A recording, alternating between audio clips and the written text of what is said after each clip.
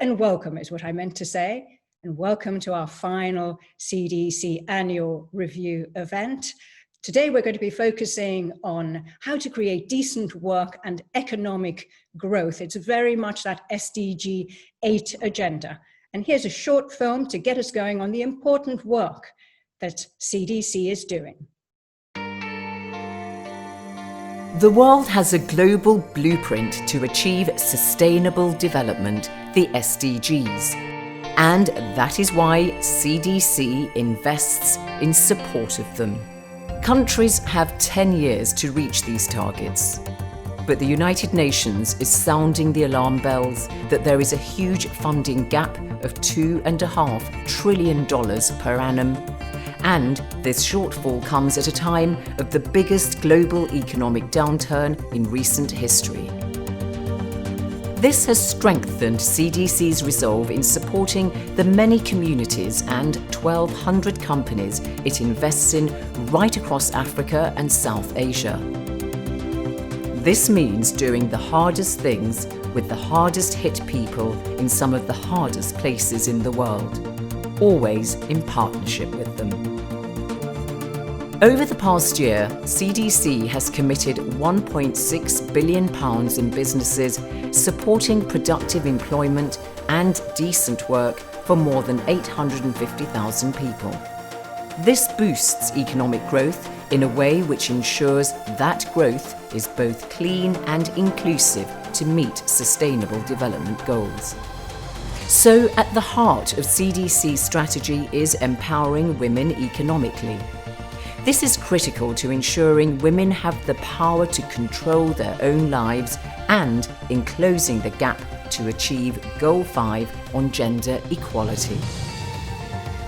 And crucially, in 2019, CDC committed £230 million in climate finance to reduce greenhouse gas emissions and increase the resilience of communities from the impact of climate change. CDC's investment to help build successful companies has an impact on people and communities that is clear, measurable, and transformative. Over the year, these investments have reached 1.84 million farmers, served 93 million customers, and treated more than 12 million patients. The goals are ambitious, but they are achievable if organisations across the private and public sectors join forces. Now, more than ever, champions like CDC are leading and accelerating efforts to achieving the Sustainable Development Goals towards a decade of action on leaving poverty behind. It's such an important mission, isn't it? So let's take a look at our agenda for today. We're going to start off with Liz Lloyd, Chief Impact Officer of CDC Group. She's going to give us a quick overview on 2019 and some of her personal reflections too. And then we're going to broaden out with a panel discussion. We're going to hear from some job creators on the ground in South Asia and Africa who CDC has invested in. And then we'll broaden the discussion still further to hear from all of you, wherever you may be, and whatever your interest in the subject. So please do send in your questions using the Q&A function down at the bottom of the screen. We'd like this to be a really inclusive and comprehensive discussion. I'm Nisha Pillay, I'm your moderator, and I'm going to hand over now to Liz Lloyd, Chief Impact Officer for CDC. Thank you very much, Nisha. Good morning and good afternoon, everybody who's joined us today. I'm first going to talk a little bit about our financial commitments made in 2019. For those of you who joined our first event, this was covered in more depth by Graham Wrigley, our chairman, and Nick O'Donoghue, our CEO. But here you can see we made substantial new commitments of £1.66 billion in 2019. Broadly by regional split, about half in Africa and the rest split between South Asia and across the two regions. For those of you who don't know CDC well, we only invest in Africa and South Asia as part of our mandate. to do investing in the hardest places. Now I'll go on to discuss what this means for jobs in our portfolio. Thank you. Next slide. We have broadened our development indicators and assessment to go beyond jobs, but job creation is still critical. The creation of decent jobs is imperative for reducing poverty and improving quality of life in developing countries. And because the market won't create enough decent jobs, our kind of purposeful approach is needed. You can see here the scale of our portfolio businesses, the hires that they made in 2019, over 40,000 new hires, and the average annual employment growth was 5.9%, which is over that of the base rate, according to ILO statistics, of 3.4% in the same markets. If I could move to the next slide. As I mentioned, the kind of concept of decent work is really important to us. We abide by our code of responsible investing. We always begin by ensuring we have strong labour rights and good health and safety where we invest. All of our investees must comply with the code of responsible investing. And obviously that can never be taken for granted. And we spend a lot of time working and supporting our investees to make sure that we are attaining these kind of decent standards. We also are implementing a job quality strategy, which is focusing on 4 particular areas: building worker voice and representation, protecting invisible workers, strengthening the HR capacity in our investees, and supporting inclusion and progression. And similarly on skills and leadership, we find we need to work to create opportunities for people to improve their skills and leadership capabilities. And in doing so, we contribute to developing the local talent pool in our markets. The particular focus areas for us include skilling for green jobs. That's part of the just transition pillar of our climate strategy, and jobs in the digital economy with a focus on target populations, including women. Next slide, please. Some of the examples over the past few years have included our work with other DFIs and other investors in Venban Solar Park, which is 41 solar assets, where we played a role in shaping the health and safety culture at a large-scale infrastructure project. We've also run social risk workshops in fragile and conflict-affected states, which focus particularly on labour challenges as well.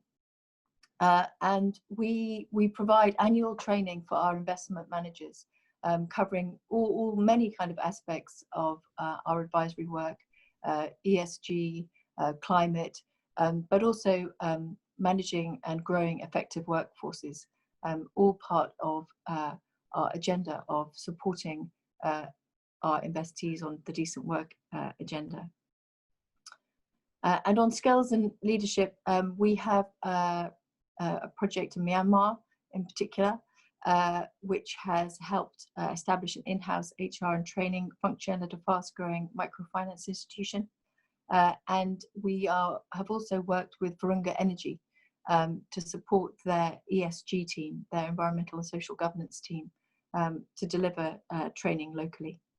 And for many years, we have been supporting the Africa List, which is a network of professionals across Africa operating in Zambia, Tanzania, Ethiopia, and we opened in Ghana in 2019. Next slide, please. As we're all too well aware, recent months have really focused on our response to COVID. As an institution as a whole, we have thought about that under 3 pillars. First, how we work to preserve, so that is supporting the investment over in the 1,200 companies we already invest in, how to support them, whether that's providing finance or advice. Secondly, in terms of strengthening and scaling up our response, whether that is working with local banks on providing systemic liquidity, working capital to our investees, or looking at investments that scale up access to healthcare and basic needs. And lastly, rebuilding. As a DFI in particular, thinking about how we act to be the long-term partner as countries come out of the pandemic and are critical to the rebuilding process. So let me turn to the next slide. And our teams have worked extremely closely to engage with our portfolio companies, other investors, whether DFIs or commercial investors, and our fund managers to provide advice all through the pathway of this pandemic. We've provided guidance on health and safety, on incorporating a gender-smart response, job protection, customer protection, and we're now also running workshops and seminars on how best to return to work.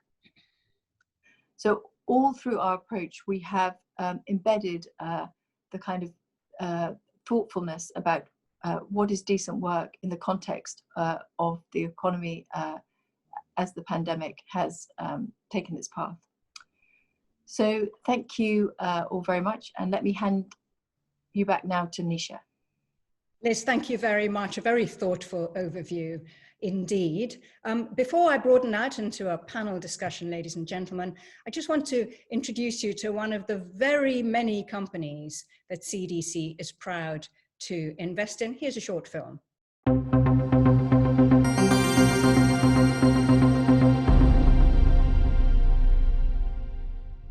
So iMerit is a technology services company. We are 54% women. The average age of the workforce is about 24.1. About 80% of people are from under-resourced areas. When you are building an inclusive workforce, it becomes very important to have investors who are aligned with you. COVID, it hits the people who are under-resourced the most. Combat COVID, that's our spirit. Right from the beginning, CDC asked us how they can help. And for that, I say this very sincerely, we are really grateful to the CDC team.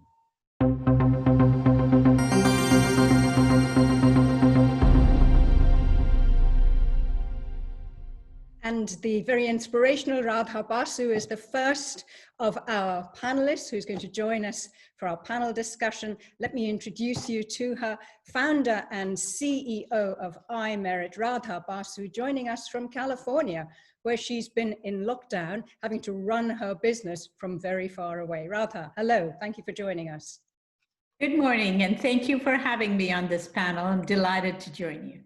Another inspirational entrepreneur joining us from Accra in Ghana is founder and CEO of M Pharma. Hello, Gregory Roxon. Hello, it's a pleasure to join you as well. Thank you, Gregory. This is Professor Rajesh Chandy, Academic Director of the Wheeler Institute at the London Business School, and he studies the overlap between micro-entrepreneurs and developing economies and how they deliver growth. Professor Chandy, it's great to have you with us. Thank you very much, Nisha. It's a delight. In Nairobi, we have Tenbite Armias. He is MD and Head of Africa for CDC. Tenbite, are you with us? I'm here, Nisha. Nice to see you. Welcome. And Liz Lloyd, of course, our Chief Impact Officer who got us going in this discussion. So I wonder if I could ask you to give us a quick snapshot of where you're coming from. And I think I'll ask Radha to get us going. There was a very nice movie about how inclusive your workforce is, but what exactly is it that iMerit does? I know you're a tech company. I think you have some photos to help explain the core business. Go for it, Radha. Yes, so iMerit is a technology services company. Technology services in AI, artificial intelligence, machine learning, and computer vision. So took a look at this, for example. This is what we work on for training machines, computers, to be able to do AI work in autonomous vehicles. So different autonomous technologies around driver assist, even self-driving cars, and you can see the complexity of the roads. The machines don't know what our roads look like. So we are the advanced workforce that trains the machine algorithms through annotation, through enrichment, through audit, through validation. So we are at the nexus of the AI, the technology, a very advanced workforce, and the clients who are actually going to be working in this area. Applications are, as I mentioned, autonomous vehicles and technologies, AI in medicine, training machines for cancer cell categorization, so using AI and machine learning for that. Crop layout, geospatial annotations, looking at floods and recovery and being able to do that with imagery from the top. And being able to look at natural language processing, which is so important as we take AI applications globally. So think of us as this 2 feet planted firmly on the ground. One focused on very advanced technologies, pretty much at the forefront globally of AI technology and machine learning and its applications to society. On the other foot, a very inclusive workforce, 54% women, 80% plus from very under-resourced backgrounds, and creating, using technology and skilling to create this very advanced workforce working on AI. So that's iMerit.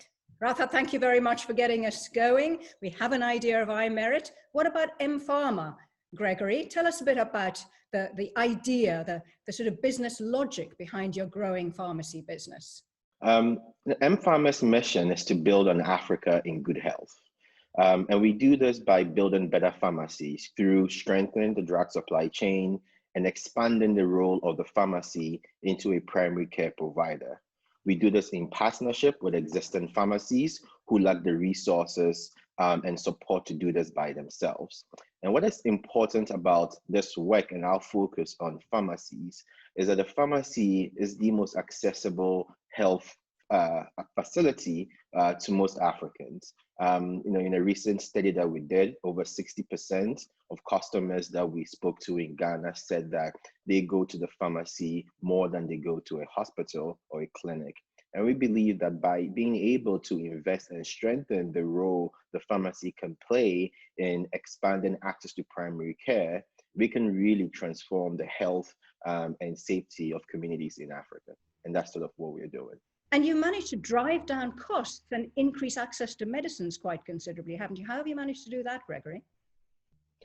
We use the power of aggregation and technology to be able to ensure that the pharmacies that we are managing, who in the past would have been struggling to buy their own inventory, rely and outsource that to us, and we become accountable and responsible for ensuring that all the drugs they need are available on their shelf space at no upfront cost to them. And together we work to serve the patients in their community. And mPharma has been very successful in driving down costs and making drugs more affordable. Gregory, thank you so very much for joining us on our panel today. I'm going to introduce Professor Rajesh Chandi to you all now. Rajesh, tell us about some of the very many projects that you've been working on over the years to look at the way in which entrepreneurship can work well with development goals. Thank you, Nisha. Thank you again for inviting me to be on this panel.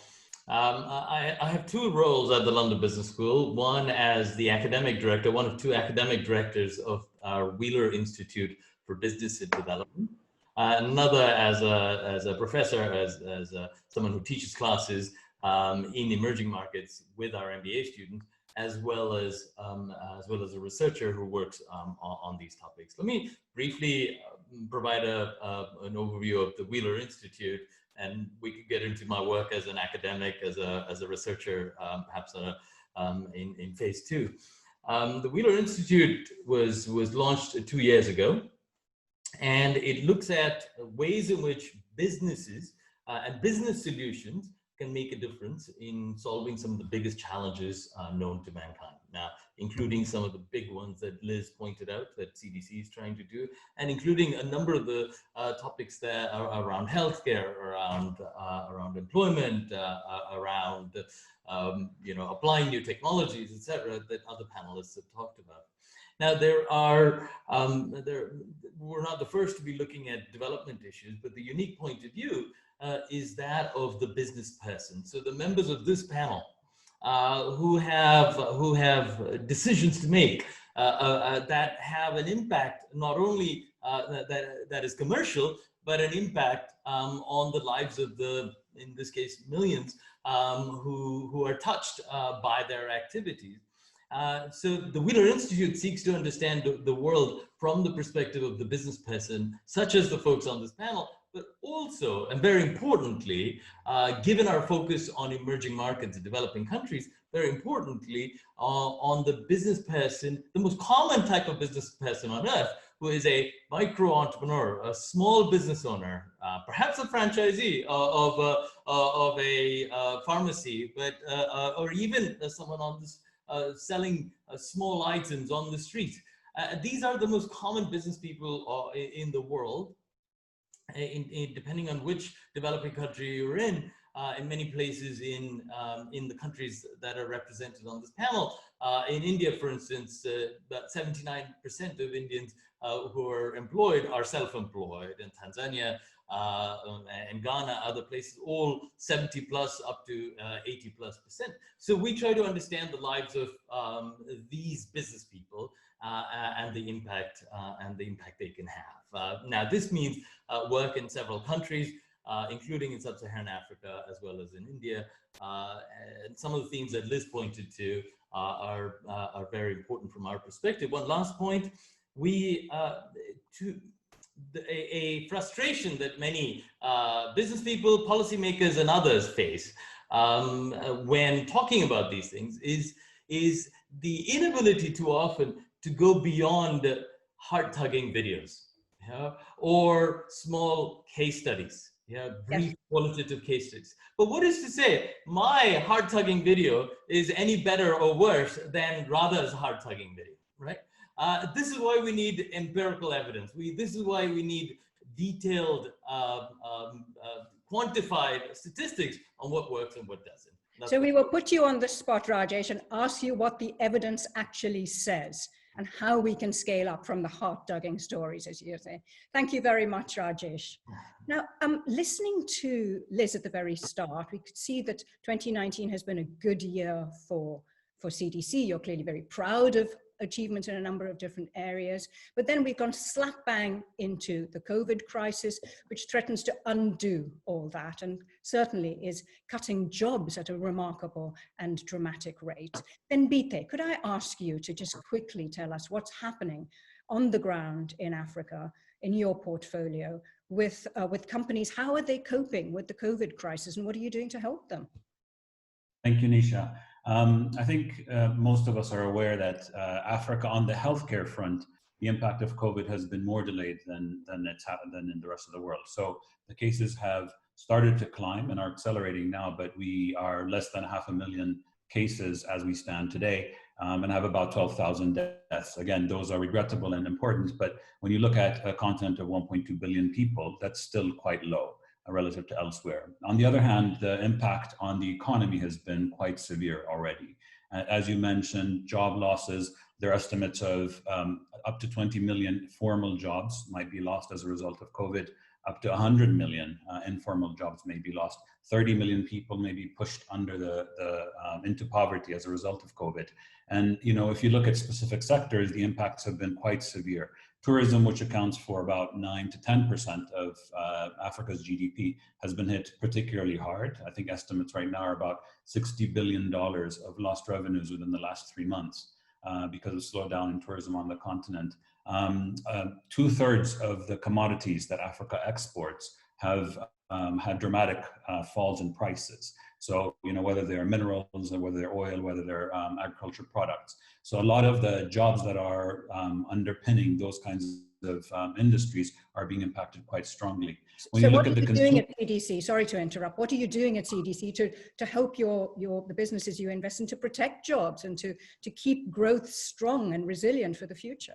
So as Liz mentioned, one of the key parts that we have as our response to the COVID is what we call our Preserve initiative, which looks at providing financing for working capital and for others, for the businesses that we are invested in, and supporting them with advisory technical assistance. We have completed, or we have funded 40 different projects, technical assistance projects, which range from everything from job protection guidance, helping businesses understand how to protect the jobs that they have, how to protect their own customers, infection control. So we've done this technical assistance. We've also provided liquidity, as Liz mentioned, into the market. So through our banking partners, several hundreds of millions of dollars, where we have lent them money and provided guarantees for them to then lend on to SMEs and other businesses on the ground. So CDC has had to quickly adjust its strategies for 2020 in the face of all this. Another business which has really had to quickly scramble and adjust its strategies is, of course, M-Pharma in Ghana, which is right at the forefront as a pharmacy of the COVID crisis. Gregory, tell me what it's meant for your business and your staff. Yeah, I mean, it's been one of the most interesting and challenging 4 months of our existence, because right at the start of the pandemic, I mean, Ghana had its first cases, for example, in February, and at that point in time, we had just a few dozen cases, and no one expected to see any acceleration of COVID-19 as we've seen now. But also growing concern around the supply chain as countries were scrambling for medical commodities that most African countries, the markets that we work in, were going to be constrained. So we quickly had to mobilize to try and get as many drugs as possible into our warehouses to ensure that this scramble does not affect our ability to serve our patients. And I'll give a good example.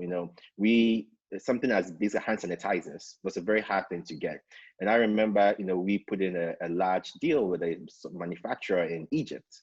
And right before the shipment could start, the Egyptian government placed a ban on the export of all hand sanitizers in the country. So now we had to figure out what to do.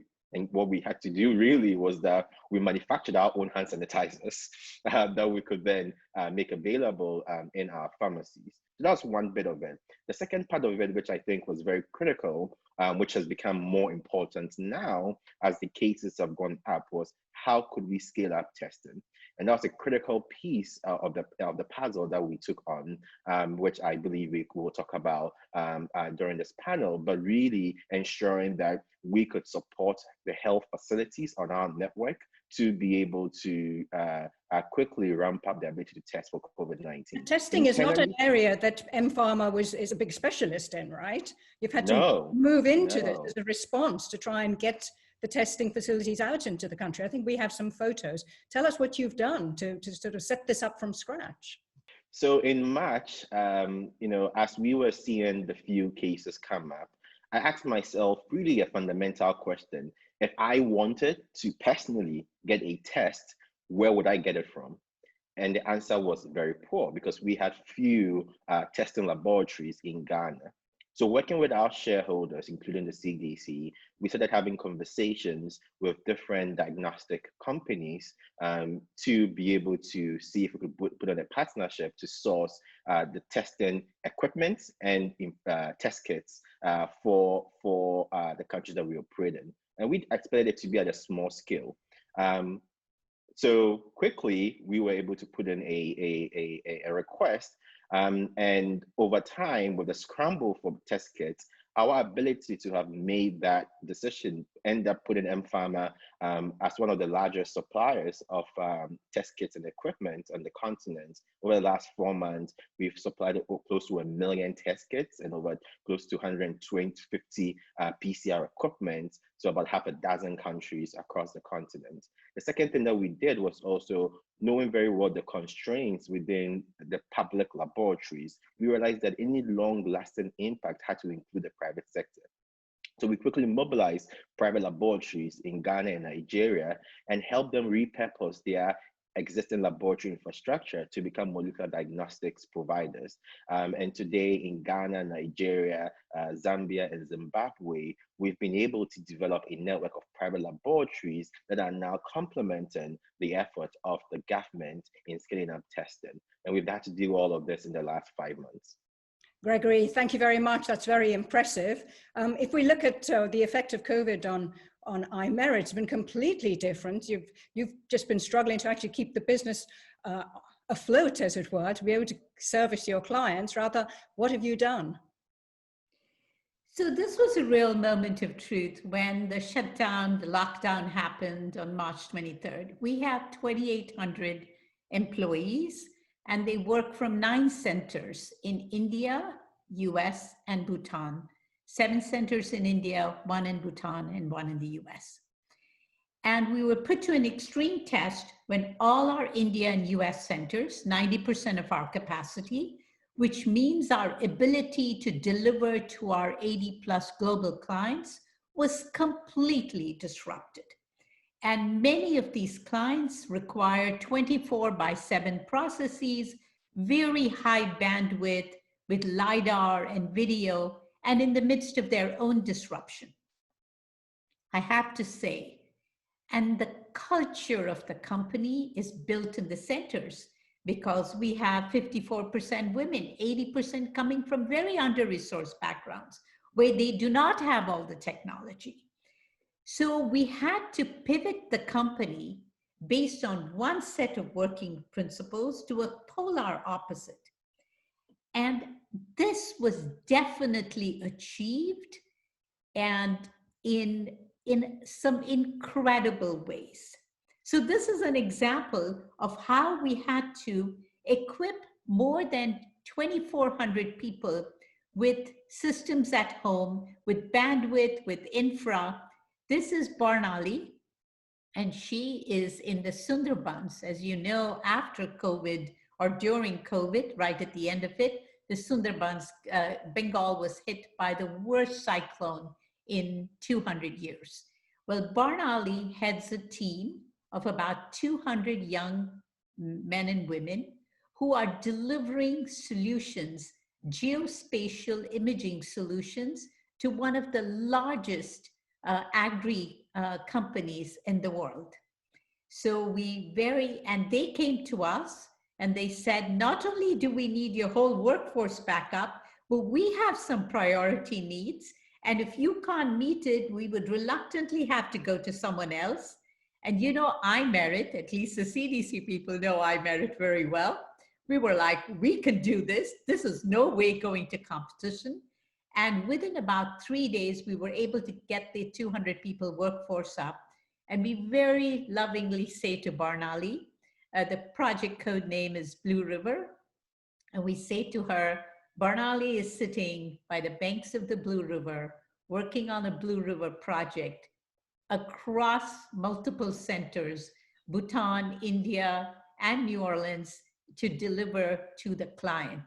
And we did that really in extraordinary image. Not only did we do it for the regular work, but also for the priority work they needed. So It's a great attitude, Radha. It's a great attitude. Yeah, it is. Don't mind, I'm going to bring in a culture. CDC point of view into this discussion now. Liz Lloyd, we've heard from Radha, from Gregory, from Tenbite, about how businesses have had to scramble and adjust and change and really scale up in the last few months. Now, stepping back from this, can you give us a kind of strategic perspective on how the CDC sees growth going forwards? Where do you see the opportunities? Where do you see the need for resilience and to build when we emerge from this process of COVID, which hopefully we will one day? Well, I think we're going to continue to see it from many, many sectors, from infrastructure, enabling kind of sectors such as financial institutions, making sure we have that sort of working capital liquidity and strong functioning capital markets supporting other businesses. But I think 2 particular themes worth highlighting are, one, the challenge of climate change and the need to both invest in projects that mitigate the effects that reduce carbon in our economy, but also focus on adaptation and resilience. What kind of buildings, what kind of industries are going to be fit for purpose for the future. But the third pillar of our approach is around just transition. So making sure that the jobs and the communities, the people that we support, are going to fully play a part, sort of economic part of this future. We don't want to kind of divest from industries and leave people without jobs. We want to be really thinking forward. What are the skills of the future and how do we equip people in that green economy? And the second one is the one we've been talking about a lot just now with Radha, is digital skills. Digital skills, not only, as it were, on their own, but as part of almost every industry we're part of. And I think one of the most sort of fantastic things about iMerit is the sort of connection between what can seem a very kind of distant, remote kind of tech economy and the real lives of people that we all want to see prosper as part of this kind of shared prosperity. So those are a couple of the particular themes that we're thinking about at the moment for the future. So I'm going to bring in Professor Chandy in. You said at the start that it's important that we look at the evidence-based, that we don't just go for the heart-tugging stories and the wonderful pictures, like the sort of thing we saw from Radha and Gregory. What does the evidence suggest then? Does digital connectivity, the green agenda, the sort of things that Liz was talking to us about, will these strands provide the economic growth and jobs in developing economies that we need?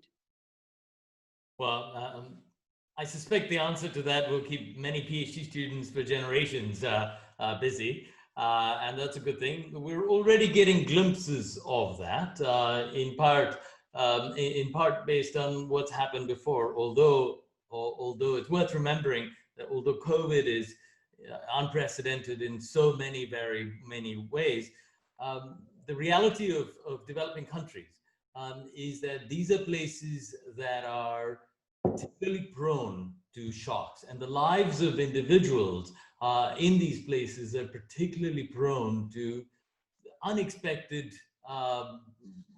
huge, potentially devastating challenges. Do you pick up on a few examples? Radha mentioned the cyclone. You know, that in itself is a pretty devastating thing, and this is a common thing, which means that there is an undercurrent or there's an underlying level of resilience that we've studied. Not just me, many others have studied from previous crises. So the famous challenges with, well, the opportunities that came with mobile money and the connectivity that came from that during election violence in Kenya, or during the challenges that happened with respect to tsunamis and various others. So there is some evidence that says two things. One, people learn new skills. Much as the individuals on this panel have learned new skills, the poor are particularly resilient and able to, one of the survival elements is the ability to learn new skills.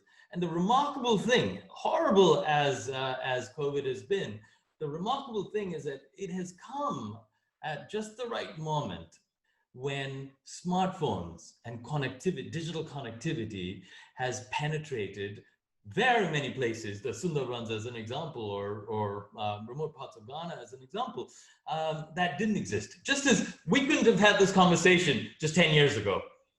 Now imagine if we might have been able to come together from different parts of the world, or we might have had a telephone conversation. Now imagine a poor person in the Sundarbans who, for the first time in her life, is using a telephone, and it's a smartphone. Right? So the implications of that are now being studied, and what I see is remarkable outcomes. Just a few examples of that. The smartphone, it turns out to be empowering in a way that many of us did not quite expect. Even if it is the vividness that comes with smartphones, the controllability of the information, you're not just watching passively as someone beams information at you as in a TV. You are actively searching for information. You're actively exposing yourself to insights that you didn't have, skills that you might not have had. This changes in many ways who you are. This exposure to the outside world provides you with skills and the ability to skill up in a way that you didn't, even if it's as something as simple as a new set of recipes or a new set of designs for your tailoring that you've done, or indeed coding for machine learning applications. That skills element we could see is very important. But there's an element that we've been trying to quantify rigorously that is generally hard to quantify. And that is how access to as Liz and others have put it, a decent job these days in this particular situation, a digitally enabled job, how that changes the very individuals, who they are. So we have a study where we had done videos of women in rural India as they when they first got their job, where we asked them a bunch of questions and see how they react to these questions. Simple, describe your home and so on. And it turns out if you take 20 seconds of the video, mute it, and ask someone else, how self-confident does this person appear? How extroverted does this person appear? It turns out we're pretty good, even without any language cues. We're pretty good at assessing another person's self-confidence, extroversion, and so on. And we look at this before and after they got a job going direct to direct, selling solar lamps, smokeless cook stoves, and so on, door to door. The act of selling changed these individuals after relative to before. So increasingly, by quantifying these things, we're better able to understand the very subtle ways in which decent jobs change individuals. Right. So technology coming together with job creation, coming together with, say the CDC's approach about making sure that the businesses you invest in are job generating as much as anything else, is actually a win-win from an academic point of view. Thank you. I didn't realize it. It feels right in the heart, but it's good to know that the academics back that approach as well. Gregory, I'd like to pull you in. We were hearing from Liz about how digitalization is one, and technology is one of the strands that they see as being one of the big drivers of growth. To what extent is that the case within your own business, M-Pharma? To what extent are you using digitalization technology, different platforms, to go into different areas and provide better access to medicine? Thank you. So I tend to always talk about supply chain not as a logistical problem, but really as a data problem. The reason why most often health facilities run out of essential medicines is because of their inability to actually forecast better and be able to understand the needs of patients right before they actually come in and fall sick. So the thing with digitization is that you need to be able to create structured data sets.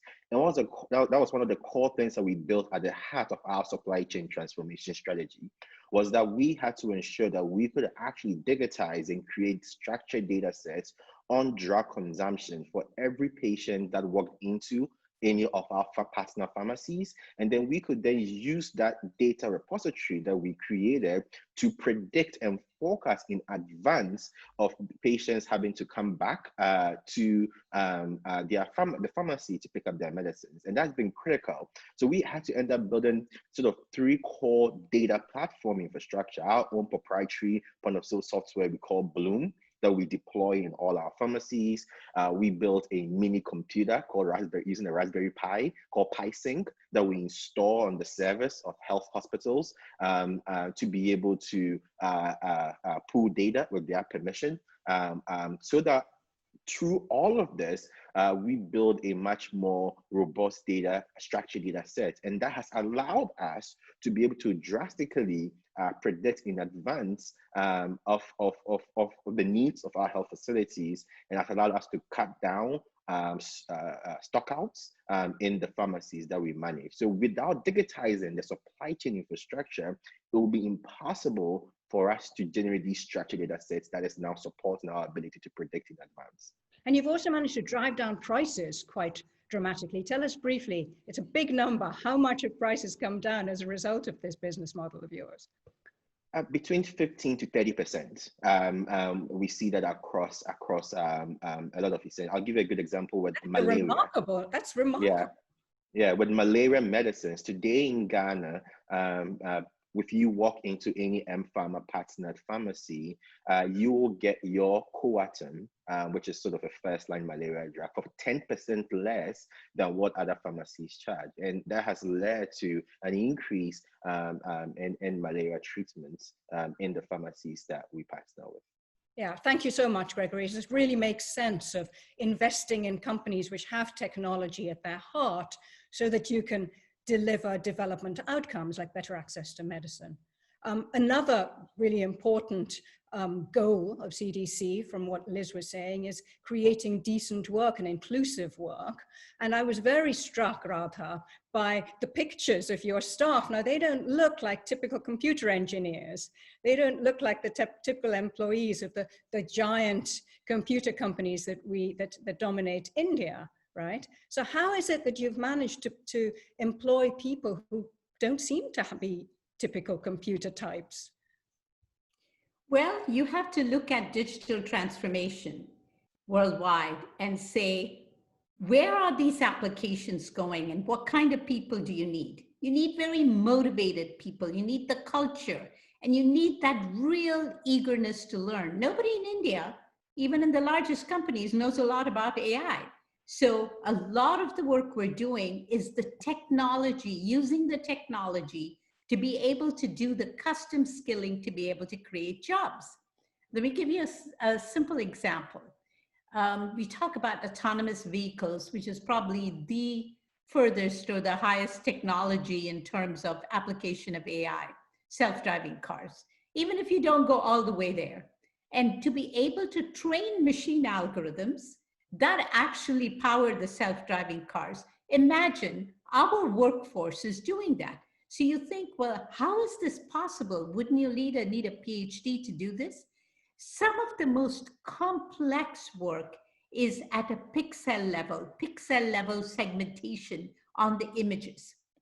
And we found that training young women from very under-resourced backgrounds, in fact, our Center for Computer Vision Advanced Technology Center is one of all young women in a pretty peri-urban part of Bengal. And it has the highest bandwidth because the images are all very big. And it is the fact that you have to look at what's needed. The fact that they've done very minute, maybe embroidery work and different types of things. And there is that eagerness to learn. I would say we have combated COVID and got our business back to pre-COVID levels because of the motivation, the eagerness, the can-do, and the culture, and this eagerness to learn new things. We have young people who have never done IT work being able to set up remote VPN, set up broadband into their homes, and variety of different things. And they had never done this before. And for them, it's so exciting. I'll get these Skype chats. Sorry to interrupt you. I want to ask you a question which has been puzzling me, which is, most people, me included, think of AI as being the great destroyer of jobs. We should be frightened of AI. But your business seems to have been growing like Topsy. You're now more than 2,500 people on the back of AI. So can you kind of square that conundrum for us? Yes, absolutely.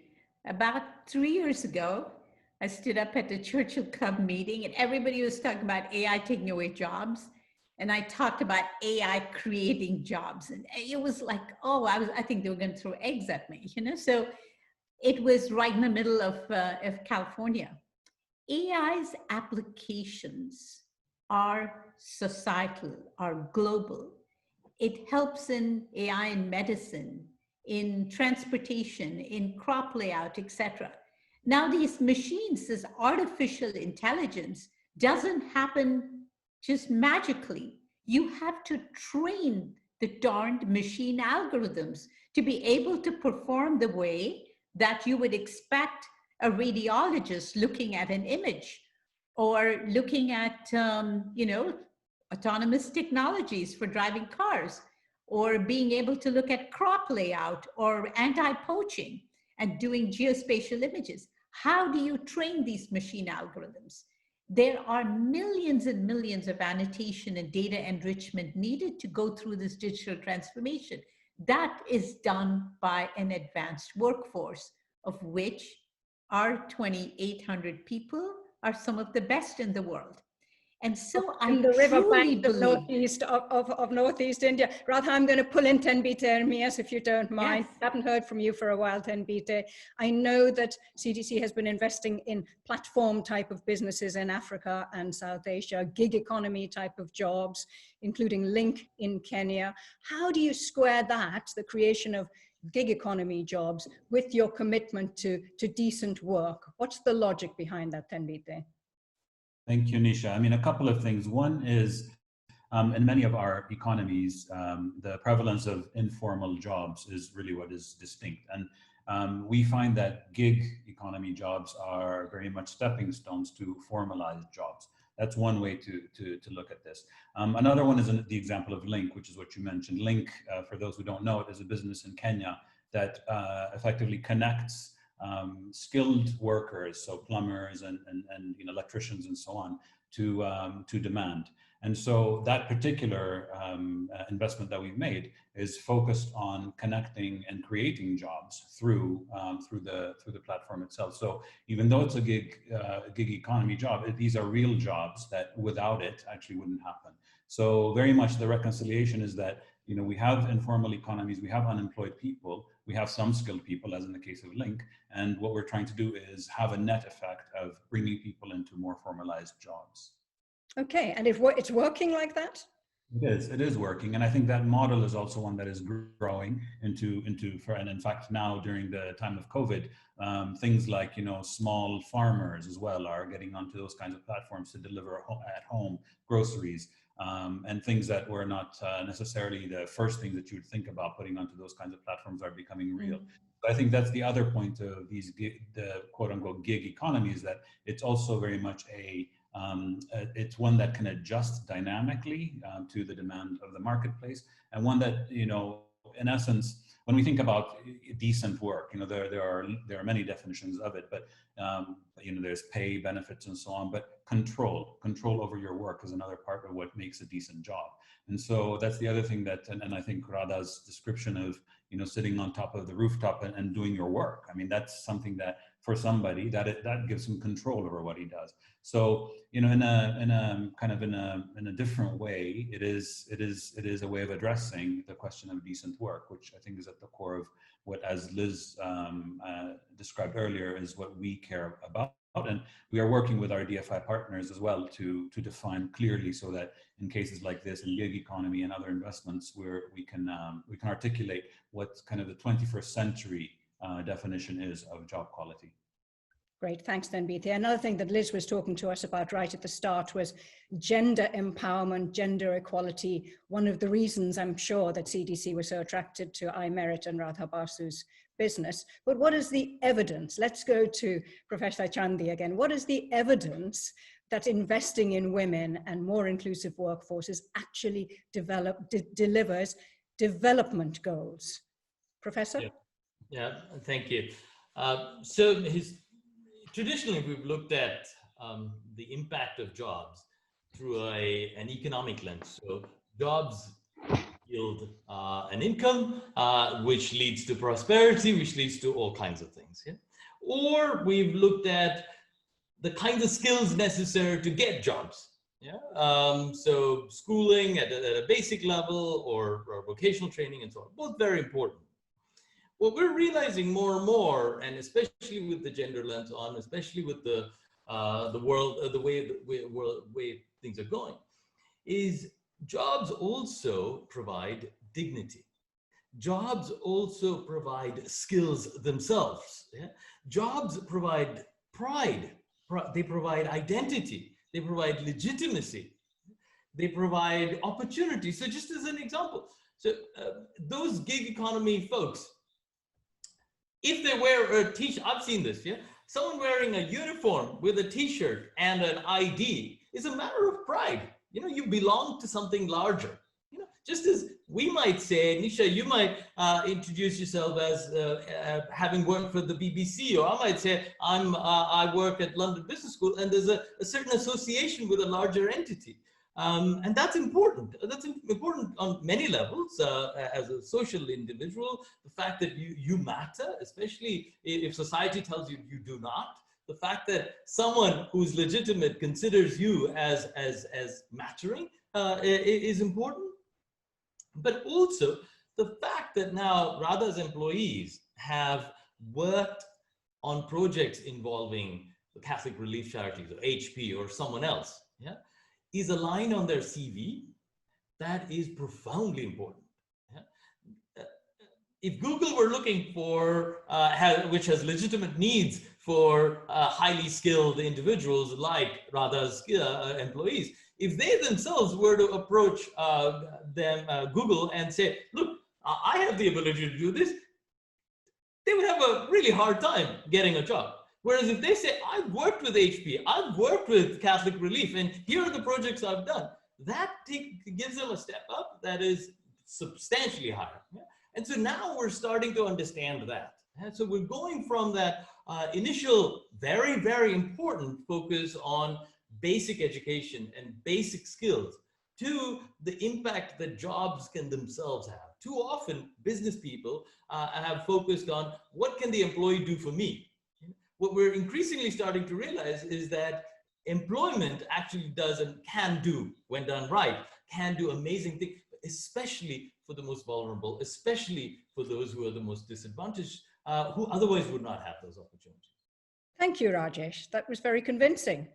Shall we draw in some questions from the ether now? We've had quite a few come in. I quite like the look of this one. It's going to be for either Liz or Tenbite, so you decide who's going to take it. Could CDC talk a little about how catalytic capital is being deployed in response to the crisis?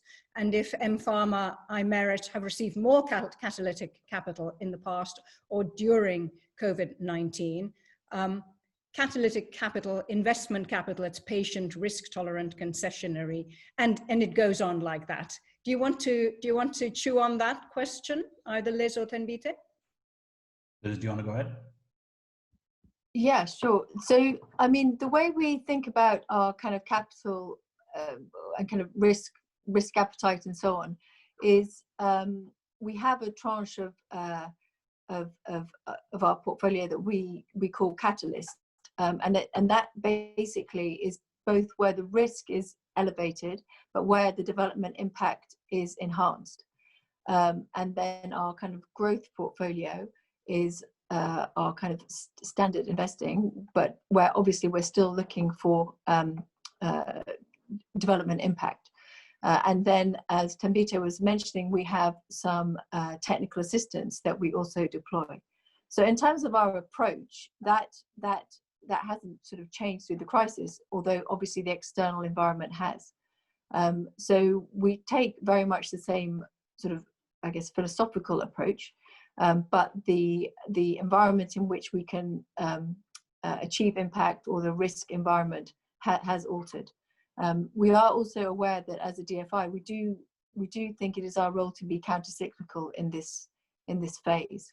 So we do want to think sort of actively where we can operate where commercial investors might not, on all those three fronts. So that's our broad approach. Okay, thank you very much. Now here's a question which has come through for Radha and Gregory, and it is, what, if any, impacts or repercussions should we be keeping in mind as a result of COVID? Any additional vulnerabilities that you're seeing among women and youth? Who wants to take that first? So I think that it's a very changed world, and particularly that COVID is causing this whole work from home situation. And we have to see a lot of what happens in our centers is the fact that in the centers, when people come to work, especially for the women, it's the place where self-esteem, confidence, learning new things, the whole family environment is what's created, and it's very motivational for them. They go back to their homes, and their level of respect in their homes and their ability to contribute to decisions have a great impact.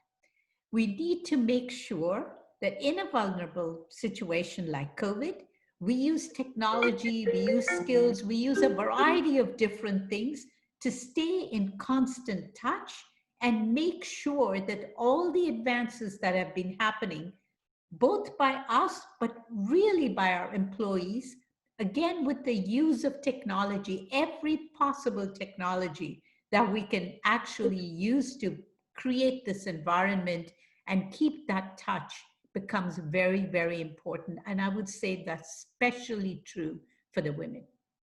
Okay. Gregory, do you want to pick up on that too? Sure. One of my biggest concerns is that, as it's been mentioned, we are really facing two major twin shocks, right? There's an economic shock and there's a public health shock. And I think at this point in time, we cannot decouple economic growth from a resilient public health infrastructure. And so thinking about sort of one of the biggest vulnerabilities is that as governments are having to figure out how to sort of plug this economic downturn, unfortunately, most African governments do not have the tools that the European Union and the US have to sort of drive economic stimulus in their countries. Like they have few financial tools available to do this. And the biggest concern is that coming out of this economic crisis, governments will be forced to start cutting down social interventions, which obviously are going to directly start with a huge impact on health, which almost always affects women and children when these social interventions are cut. And I think we need to start reimagining how the private sector can quickly step in to fill the gaps as governments begin to retrench from some of these social interventions due to the economic shocks that we are already facing and would even exacerbate due to COVID. That's an interesting point. Atenbiti, a question for you. When making investment decisions, do you make the economic case for the companies you're investing in to adopt diversity and inclusion policies? Thank you, Nisha. When we make the decision to invest in a company, we look at a whole range of topics. One is, importantly, the development impact of that investment. What does it do? The other one is obviously the commercial returns, because we are thinking about the double bottom line. But I think as part of the development impact, one aspect that we look at is inclusion. And inclusion in the context, obviously, of Africa, for example, diversity has a very different meaning than it does versus, for example, in the West. But we think about, how is the workforce representative of where it is located and the customer base that it serves. And we think about how do we make sure that the communities that the businesses operate in are integrated effectively into what we do. That's part of our overall environmental, social, and governance objectives that we set. Typically, when we make an investment, we also have what we call our E&S action plan. So once we've made the investment, that action plan is in place, and there are specific obligations that the company, whether it's a equity investee or a debt borrower, makes as part of its commitment to take our investment to act on these. And often it does include inclusion in the very specific sense of that business, of its location. So I would say yes, but the definition obviously is very specific to where the business is based and what it is that it's doing. But it's an important part of our investment decision making. Thanks, Atenbiti. And here's a question for Professor Chandi. With global GDP due to fall across the world, Africa especially to be hit hard, also South Asia, can we expect to see regression in the medium term regarding job quality? Can we expect that we're going to see a gap that will be very hard to fill again? Are you an optimist or a pessimist? In the short term, it will be painful, unquestionable. And just to pick up on an earlier point, this is where the CDCs of the world can make a big difference. There is this phenomenon of pump priming. Yeah, that the places that CDC invests in are, as the video we started with pointed out, are some of the hardest places to do business in the world.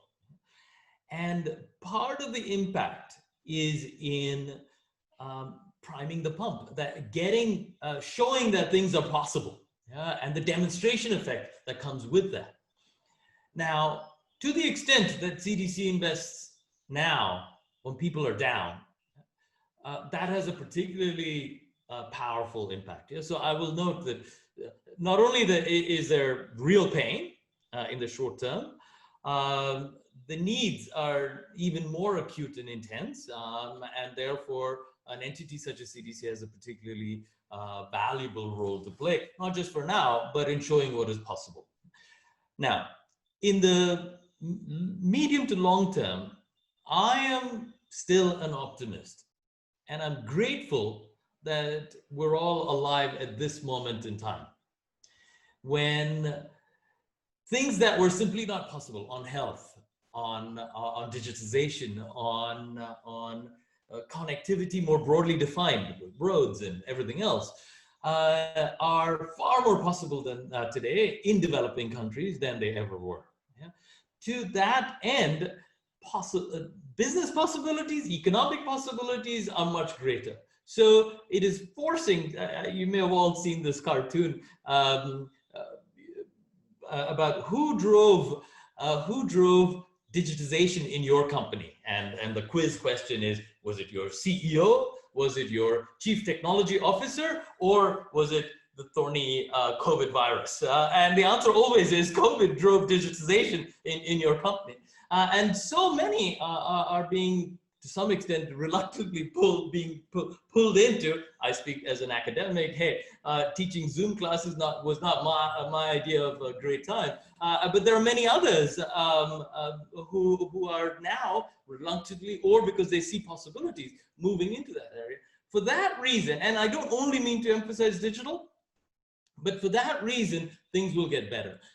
Also, it is when we're particularly desperate that we're open to help from anywhere, including from individuals who otherwise may not have an opportunity, such as women, such as those from disadvantaged possibilities. So although the short term is somewhat bleak, and unfortunately in many places, important exceptions, by the way, on this, and the world is a pretty large place, but in the medium term, I am optimistic, and for that, I have faith in the ingenuity of the entrepreneurs and the innovators, and the fact that they're responding to a genuine, intense, acute need.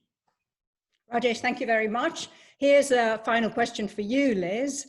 COVID has highlighted the vulnerability of many supply chains where labor rights have been actively undermined by many governments and businesses alike in order to sustain economies. What has been CDC's role in ensuring investees uphold their commitment to workers' rights during this time of crisis? So one of the slides I put up with a lot of words on was sort of setting out some of the kind of, I guess, advisory work or kind of support work that we have instigated over the last few months. And that has been really trying to respond to what we've been hearing from our investees, but also what we're hearing and feeling in the market are the particular stresses and strains.